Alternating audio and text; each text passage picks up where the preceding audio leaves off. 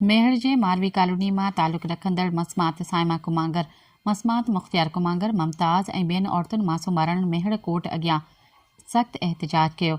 एहतजाज कंदड़नि जो चवणु हो त A section Thane J SHO Tariq लाखेर ऐं 15 मेहर जे इंचार्ज ख़िलाफ़ ॾिनल शिकायत ते पुलिस संदनि ख़िलाफ़ इंतकामी कार्रवाई कई, जंहिं इल्ज़ाम हयो त गुज़िरियल राति पुलिस बिना ॿारनि घरनि में चढ़ाई करे चादर चौथीवार जो तक़दुस पामाल कयो आहे। भञ डाह कई वई, 1.5 लख रुपया रोक रक़म, सोना ज़ेवर खणी विया। एहतजाज कंदड़ मूजिब पुलिस राशिद कुमांगर ऐं आसिफ कुमांगर खे गिरफ़्तार कयो, जिन मां राशिद मथां कूड़ो मंशा जो केस दाख़िल कयो वियो आहे, जॾहिं त आसिफ खे पुलिस गुम करे छॾियो आहे।